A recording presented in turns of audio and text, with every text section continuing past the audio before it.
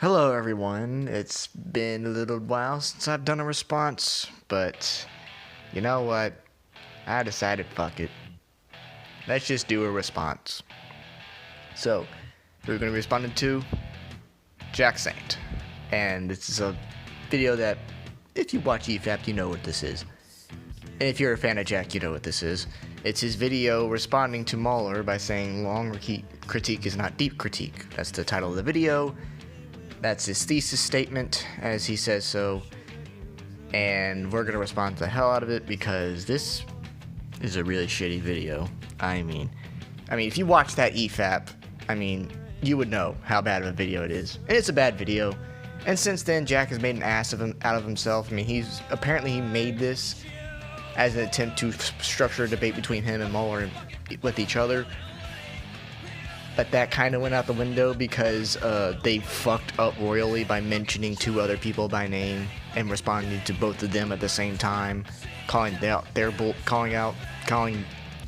Rags of Wolf out like assholes. So yeah, that debate never went through, and Jack Saint has defended it by saying that MauLer never came to the table, even though I offered him a debate, even though he was like, dude, you're a fucking liar, because there are people who come on 5-on-1 to an EFAP and everything works out just fine. That's all you gotta do is just come out to a debate. But no, he doesn't want a debate. So guess what? Until he comes out to a debate, I'm gonna make fun of him for the piece of shit liar that he is.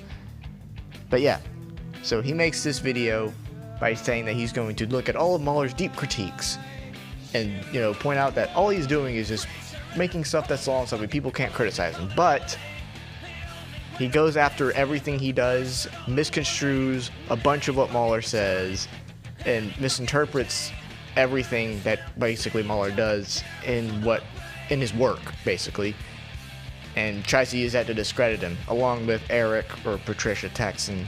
Is it still Patricia? Or is it back to Eric? I don't fucking know. But yeah, so we're gonna respond to it. It'll probably be as long as the Major League one I did. If you came to me for that one, those videos are still up, hopefully.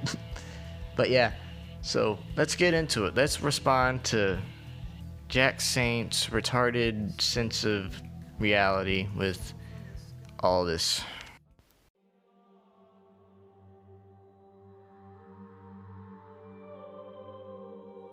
It may sound unbelievable, but I spend upwards of months on my scripts, making sure I do not repeat myself.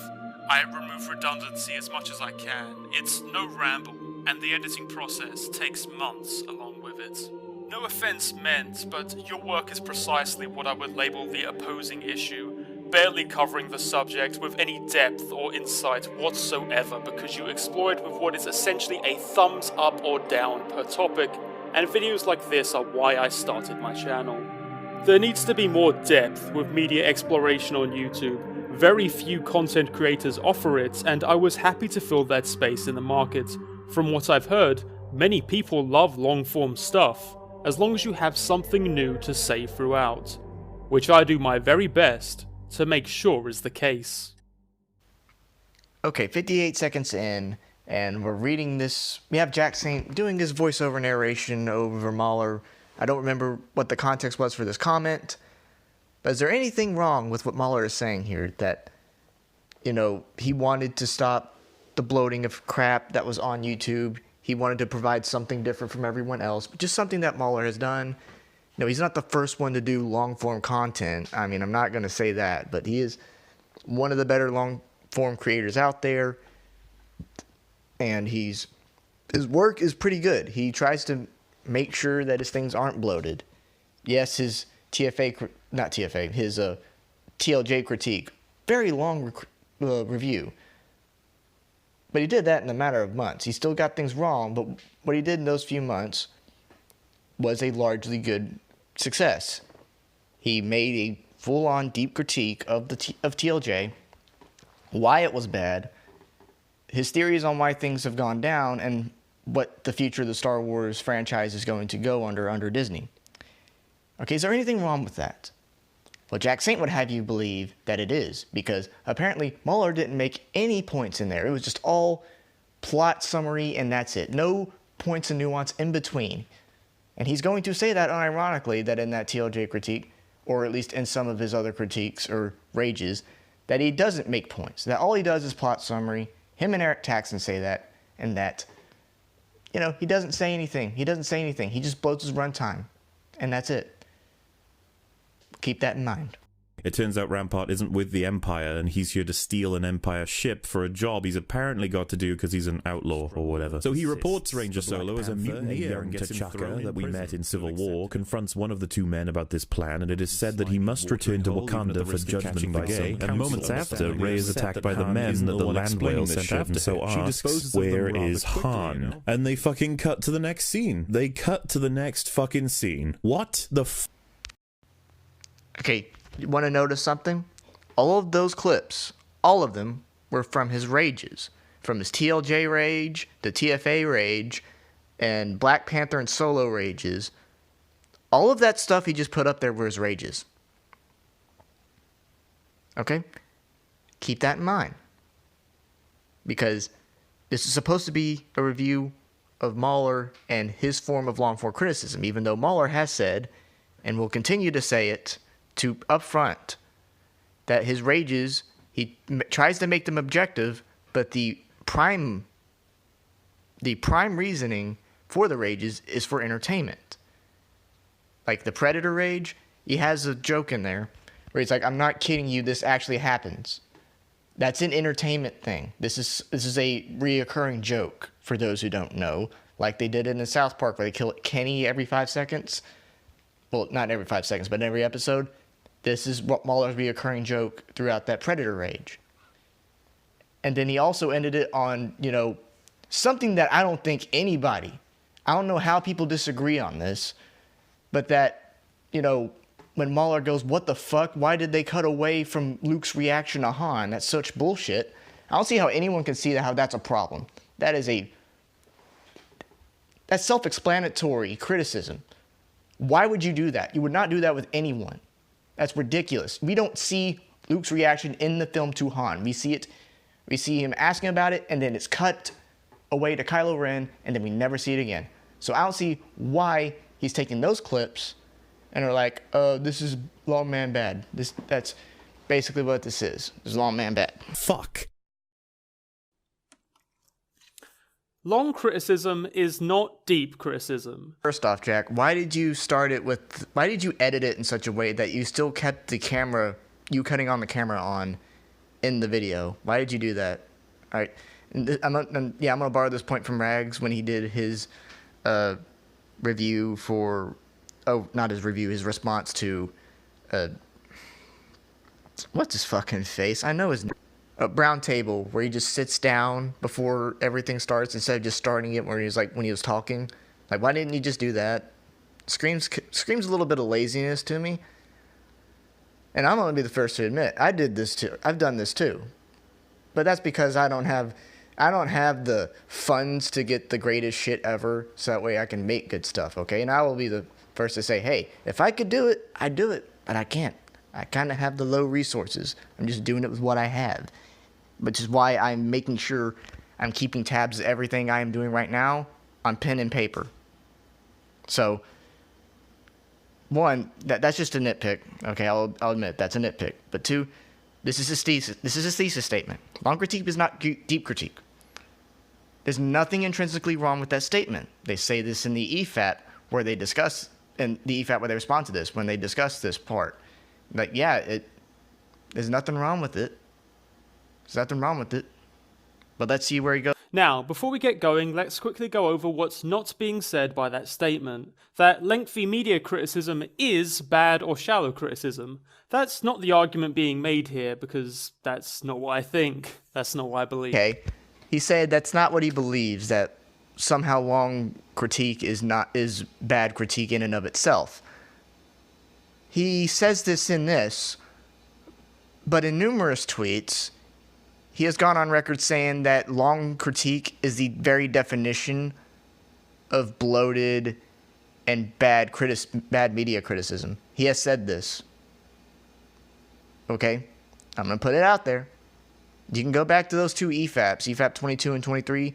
listen for yourself. You can go to his Twitter bio. I will link it in the description. Well, that's bio, but I will link his Twitter in the description because he loves to bitch about MauLer all the fucking time. I've gotten into arguments with him before. He has said this. He has said this. There are many essayists who produce work which, given the respective size of the content they're covering, is fairly long. Noah Caldwell-Gervais is a video essayist who produces lengthy videos, often in excess of 2 hours long, videos which explore not only his initial reactions to a text, but elaborate on their wider context, on what may have influenced the work, or how the work may have influenced others. Offering greater depth in understanding aspects like imagery, theming, or style in a work, and why they may strike us a certain... But don't people do that in their work anyway? I mean, imagery, theming, you know, everybody likes to discuss that. Everybody loves to discuss theming. I mean, oh my God. I mean, movie Bob, you know. But yeah, people love to discuss themes. People discuss imagery. They discuss all this type of stuff. Okay, this is not unique to one person. And I don't know why he's painting this guy. I've never heard of this dude before this EFAP. I haven't looked him up since, so I have no context for this dude, for how his style of work goes. Because everybody in Mediacrism does the same thing. They discuss the themes, they discuss the imagery, they discuss what makes something good, their reactions to it. You know, everybody does that. I don't know why he's trying to paint it as he does this thing in such of like hits his own way when he doesn't even really describe it. He doesn't really describe it at all outside of that, and it's just confusing to me. Way. In his newest video, for instance, he might explain how Fallout 76's artificiality may break immersion in one respect, but on a tactile level make it easier to stay focused on the gameplay. He might explain how... Okay, the artificiality breaks immersion in one respect, but the gameplay is so tactile that it makes the gameplay smoother. First off, I don't know what you mean by tactile. What makes Fallout 76 more tactile? You need to explain that in depth. So that way people can listen to the argument, but he doesn't go into any greater detail than that. Now, I haven't played Fallout 76, but I played the hell out of Fallout 4. There's some problems with that game's gameplay. And Fallout, from what I've seen from Fallout 76, it's essentially just a reskin of Fallout 76 put onto the online market instead of just being a fully single-player experience like all the other Fallout games have been. The artificiality does break immersion. I agree with that. Like, there's a lot of crappy shit that tends to just mess with the immersion, like bugs, the really bad animations. There's a lot of problems. The gameplay is not as tight as some people would like to claim Fallout 4 is. I still prefer the Obsidian, well, not the Obsidian, but Fallout 3 and New Vegas gameplay. That gameplay was a lot more tight, a lot more smooth, a lot more consistent. Everything looked basically like you would want it to on the same gameplay engine.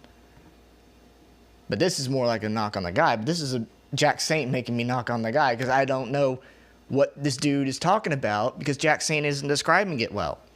He's basically condemning this dude's own work, and it's just off-putting to me. Mechanics and elements borrowed from the Elder Scrolls make the game an arguably more enjoyable play experience, but impact on the unique energy of a Fallout game, and thus damage it in other ways. Raceovic does... Okay, I don't see how bringing in elements from the Elder Scrolls makes it a more enjoyable experience. It definitely damages what Fallout is known for, because like one of the things they brought in, they took out the karma system and decided to go just with, you know, the Dragon Age, you know, like-dislike ratio that you get when you're playing, which I think is something that you do in Elder Scrolls. But they took out one of the big things of Fallout, which is the karma. Your karma meter builds up over time or regresses over time, and it can lead to vastly different things happening through gameplay. And people really liked the karma system because it was very consistent. Taking out the karma system and basically letting people just go willy-nilly, and the only people that can really interact with you are your companions and how they like to dislike you, that greatly damages the impact of a role-playing game, because the entire point of a role-playing game is to affect the universe. Like in Mass Effect, for example. In Mass Effect, you have a Paragon and Renegade system. Yeah, at times it can be inconsistent as hell, but for the most part, people will recognize you for your deeds. If you save the council in Mass Effect 1, you are recognized for sacrificing a decent portion of the human fleet to basically save aliens who, throughout the game, have been looking down on you like your pest. And that's an example of your character overcoming the great struggle between the giant misunderstanding of the Citadel races. All right, that's a good example of affecting the universe. And the karma system affected how the gameplay went.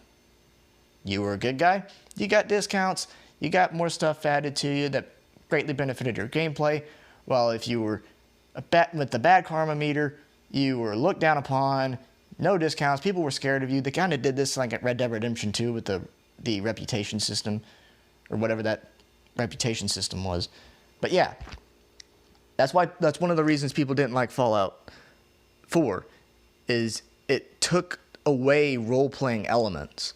Now, karma is just one of those elements. I'm sure there's a lot more from Fallout 3 to New Vegas that did not transfer over into 4. I don't remember because I still have not beaten Fallout 4, and I just keep getting into roadblocks because the game is just a tedious mess to me. But there's a reason people don't like Fallout 76. It's because you don't have the role-playing element. It's basically just a giant sandbox, glitchy sandbox at that, where you just run around shooting shit and basically doing nothing of any meaningful consequence to the Fallout universe. And that's the thing that people really liked about the old Fallout games, is what you did went into other games. Sure, you played as different characters that you still create, but you're doing things from the first game to the third game. You're affecting everything. Well, and New Vegas, you're affecting a whole bunch of things. All right, and that's what people don't really like about Fallout 4, is that you're just not really, it doesn't feel like you're affecting anything. Damage it in other ways. Reykjavik does much the same, providing a meticulous analysis of games like Mass Effect and Max Payne with videos up to... Now, out of the people that he is mentioning, Reykjavik is the only guy I know from this list, and I have watched a really good chunk of his content. I've watched all of his stuff on Mass Effect, from 1 to Andromeda, and I've watched his Metro Exodus reviews. He's done some good stuff talking about Halo, he's done good stuff about Halo, 007 Nightfire, Burnout, why that needs to come back. Reykjavik is good. He is really good. All right? And here's the thing, though, that he's going to conveniently ignore about Reykjavik. Ray tends to do things by judging it objectively. There are several moments in the Mass Effect reviews, and all of them, where he's like, wow, that is stupid, or wow, that objectively doesn't make sense. And he even cites the phrase plot holes, inconsistencies, problems with the lore. You know, things that MauLer loves to bring up in his videos. He's going to conveniently ignore that, though, to propel a narrative that all of these other long-form creators do things because they're coming to a point, and MauLer doesn't, because he just rambles on and on and on without bringing up any meaningful points, even though MauLer will routinely, if you watch any of his videos, will routinely go on to tangents about why this thing in the middle of the plot does not make any goddamn sense. And he does this all the time.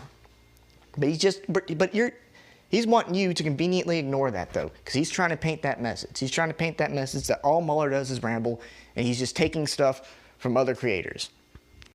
An hour long, from independent creators like Lindsay Ellis and Dan Olsen to larger, more mainstream professional outlets such as NoClip, there are also creators who produce longer work which offers insight into the behind-the-scenes process of a work, information they uncover which might not have been gleaned elsewhere. Olsen runs through the...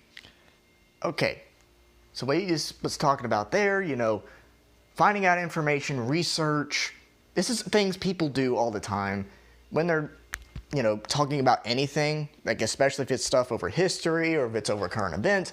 People meticulously research or try to find out what went into this or why a thing was like that. That's what everyone does. MauLer's no different. MauLer is no different. Now, just like I said, we're going to keep all of these things that he's saying in this intro in mind. Whole ordeal of handling E.L. James, writer of 50 Shades, in the process of making its film adaptation and how that reflects on the finished product. This too deepens our understanding of a text and how we might think or feel a certain way about it. So when I say that length does not create depth, I'm not saying length eliminates depth. It's depth neutral, simply a result of one's ability to focus their efforts, cleanly summarize relevant thoughts and information, and some tertiary stuff like just how quickly you speak, your vocabulary, and how many pauses you... Okay, that was a mouthful, but basically what he is saying is how you approach long-form criticism. It deeply varies. It deeply varies with everyone. It's not saying that, you know, making it a long-form critique doesn't mean that you're not being objective or into that type of stuff, that you're not doing anything. It's just, you know, like I said earlier, Jack Saint has gone back on this by saying super long-form criticism is not great. His thesis statement is long criticism is not deep criticism. That's a very contextual statement. All right, that statement in and of itself is very contradictory, to say the least. And it's not a good thing to say. Okay, so here's what you could have said. Here's what he could have led his video on. Here's what could have been his thesis statement, or whatever he wants to call it. Here's what he could have said. Long criticism can be very helpful, but is it the best form of criticism out there? And you can go into your reasons why people are pressed for time. They can't listen to things that are like 20 hours long or so. They can't watch something continuously throughout a day that is super long. You know, people just don't have the time for it. They might miss some stuff. They might miss things. They might come out believing the wrong things because they heard something that was wrong in the critique.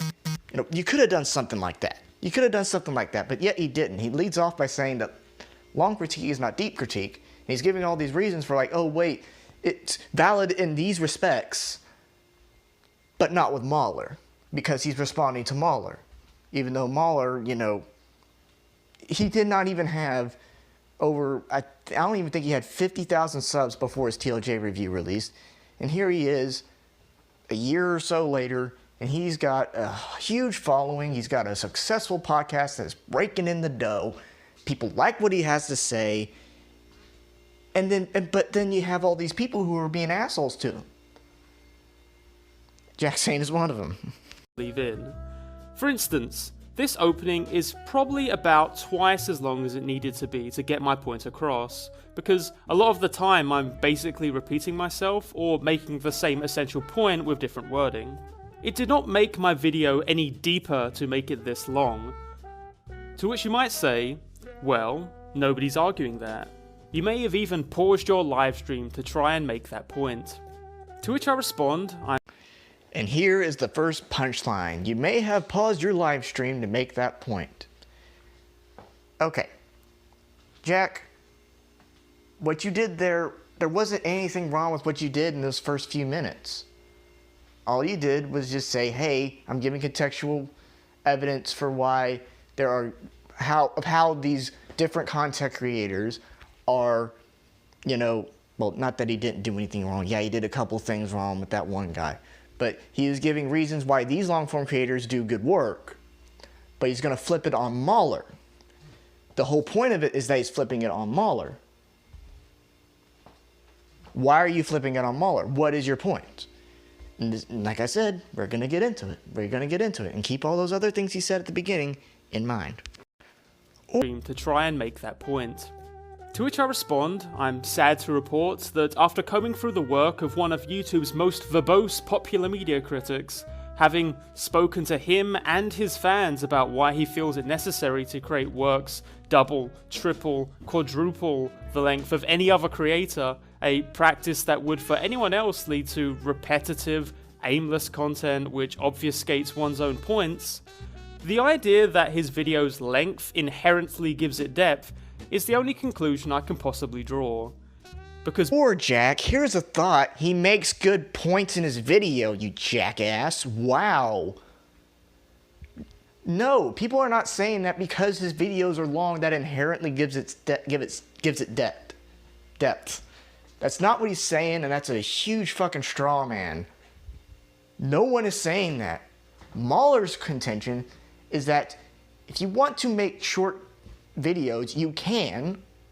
He has said this before, multiple times, that if you want to make stuff that's short, you can, but it's better in the long run to have something that is longer so you can go through everything in sufficient detail.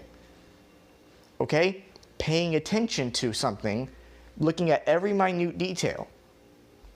Now, granted, he doesn't do that all the time. Like I said, in his rages, he does it largely for comedy. He tries to be objective, sure. But that's largely just for comedic purposes, and people like to do that all the time. I mean, Nostalgia Critic basically is playing a character. Yes, I know he's not a popular example, but he is playing a character. MauLer is playing a character there, whereas in his critiques, he is as his own person.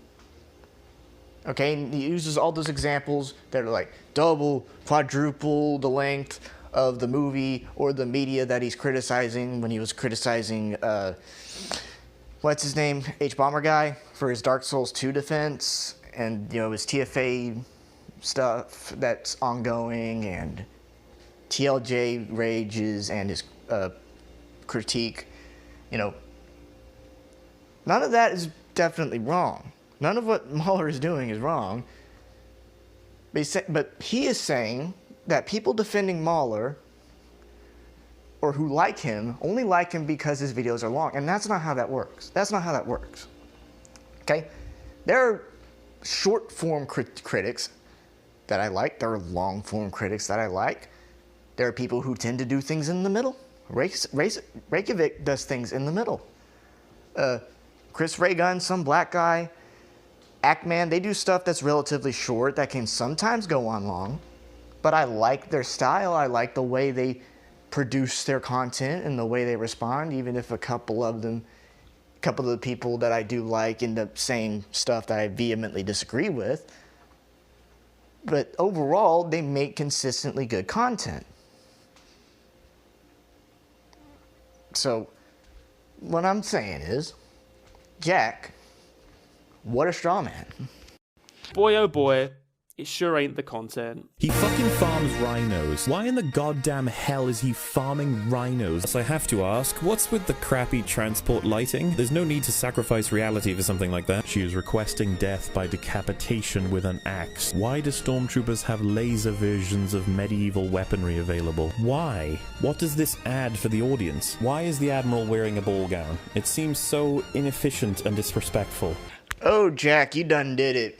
You done did it. Wow. So he's basically just put in a bunch of small little tidbits from his different critiques and rages mixed into each other.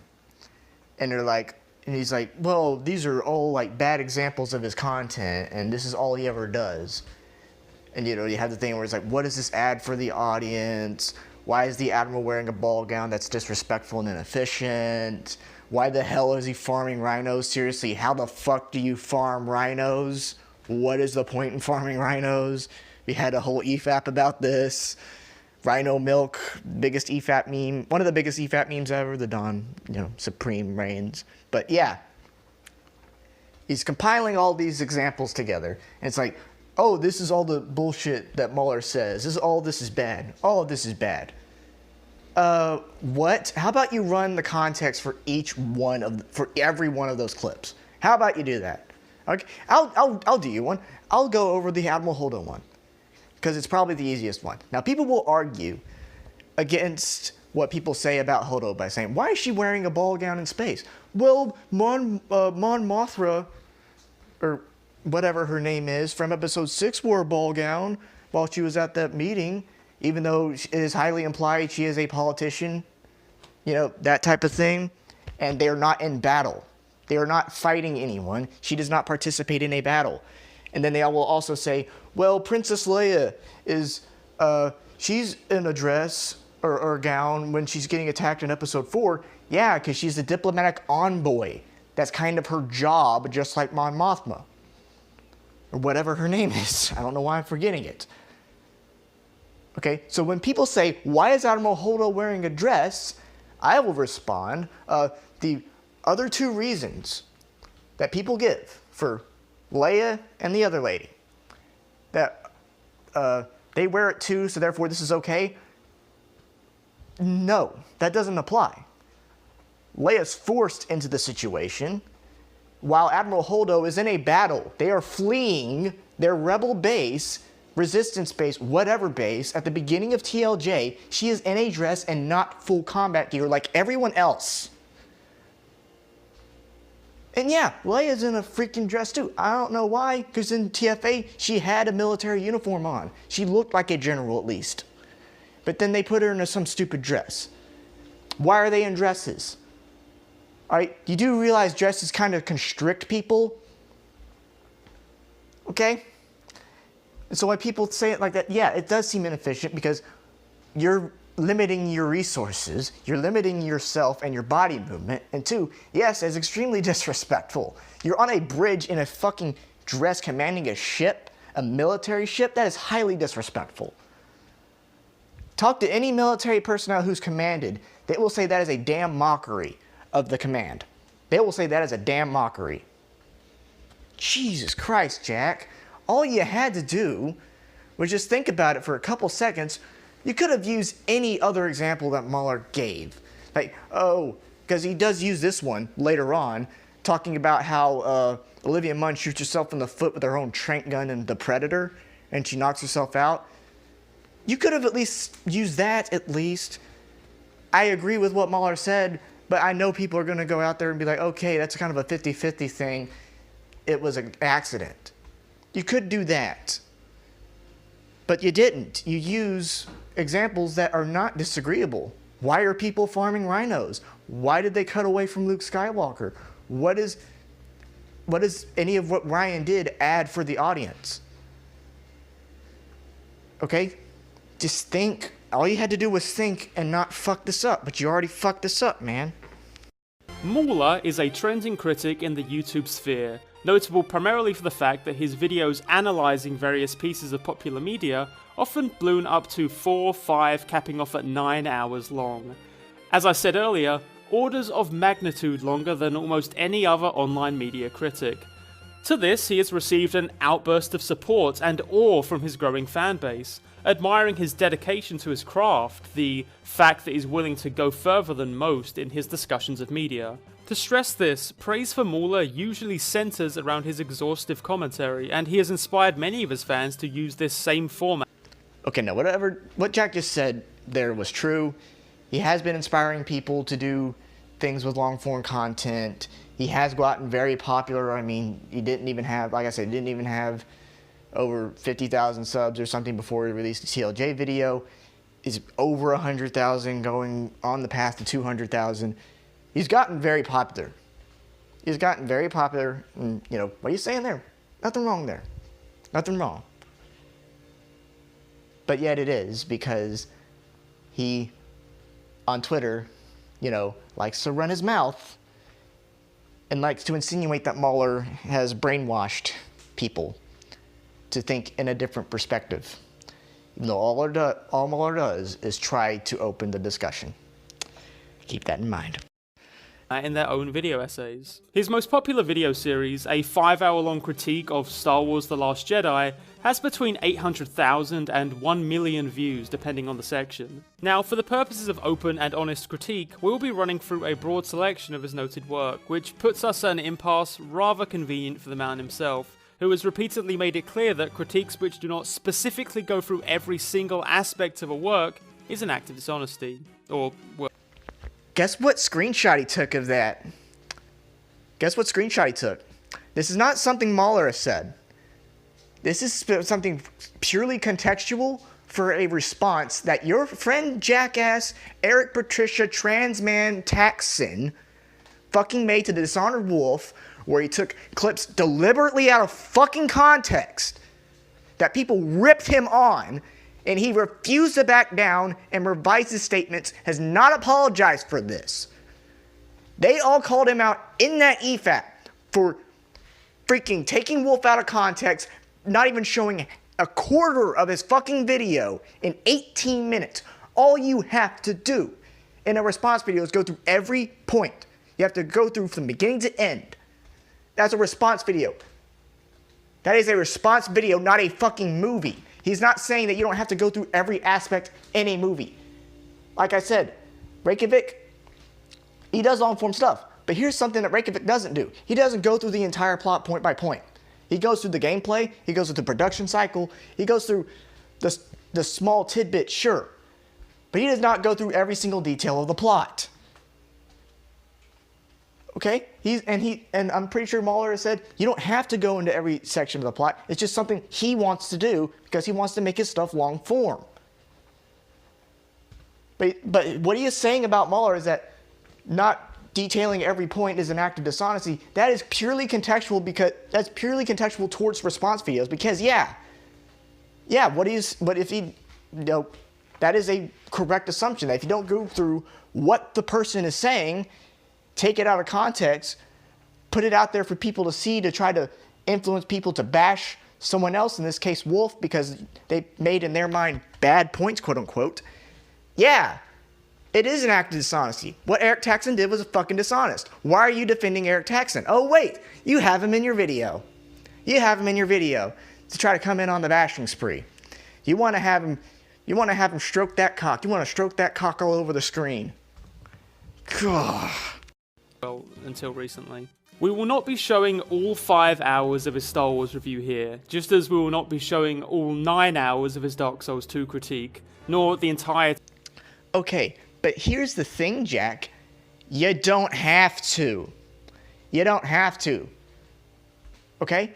But here's the thing. When they make something, they make a point, you have to go through it to say, hey, this is why I think it's wrong, instead of making a broad generalization and slandering someone like your friend Eric did. I mean, really? I guarantee you, if MauLer had made a video of that quality, like what Eric did, in response to like Lindsay Ellis or something, you would be on that hate bandwagon immediately. You would be saying exactly what MauLer was saying. But no. You're not going to give MauLer the benefit of the doubt here. And this wasn't even MauLer, like I said, this was not MauLer, well, not like I said, but this is MauLer on EFAP. This isn't MauLer on his own channel. This is just on EFAP. I mean, ugh. Of his many hour-plus long one-off criticisms. We will be, as with most critics, addressing the segments relevant to this discussion while trying to remain clear and straightforward about the piece as a whole. But if you're of MauLer's unique disposition that this is impossible without exhaustively summarizing the entirety of what you are critiquing, we encourage you to head over to his channel and watch the over 24 hours of content we'll be running through today. But who is this we? I don't know if anybody else has noticed that, but that was Jack saying kindly go fuck off. Because, yeah, that's weird. That's a weird way to phrase that. But anyway, yes, like I said, and like they said in the EFAP, you don't have to go through every point. If it's something that's super long and you don't want to take hours upon hours responding to it, you don't have to. But that's something that MauLer wants to do. Here's my question to you, Jack. Why are you going after him for doing things in his own style? It seems pretty stupid to make that, claim. Why are you being such an ass to him? All he's doing is doing things in his own style and what he thinks is the best thing to do. And he's not saying that his stuff is the best. He thinks it's the best, but he's saying that, but he's not going to go out there and say, well, he's going to go out there and say that I could be wrong. I could be wrong. There might be an even better way to do this without having to make long-form critique. But, he wanted to do it. He had his reasons for doing it. here's my problem, Jack. Why are you going after him? Why? What is the point in going after him? All he is doing is making his own style. All right, the dude, all he did, all right, he's writing a high, basically, and you're doing what a lot of people love to do. Jesus Christ, why are people freaking speeding down the street this time of night? Holy hell. Stop. Please stop. Okay. Sorry about that. There was a gunshot earlier around here too, but and again, this is Southeast Texas for you. But anyway, yeah, Jack. Like, MauLer's going off a high, and you're doing what a lot of people love to do whenever something is popular. They like to bash it for no reason. Something that you like to criticize other people for doing with things like Star Wars or Captain Marvel, you know, that type of thing. Makes me think you're a fucking hypocrite, Jack. It really makes me think that. Alright, so we're about 7 minutes into this video so far. I'm going to go ahead and end this first part here. Hopefully I can get through more next time without being as exhaustive. Because I don't even know how many minutes I've gotten recorded just for my voice. Hell, if it turns out to be like 48 minutes, I'm going to be a little worried about that. If it's probably going to go over the length of the Major League one, but if it ends up being more than that, and more than like anything MauLer's done so far, I'm gonna be like, okay, maybe I'm being the long man, the longer than the long man himself. So anyway, thank you guys so much for watching. Don't die, and I'll see you later, I guess.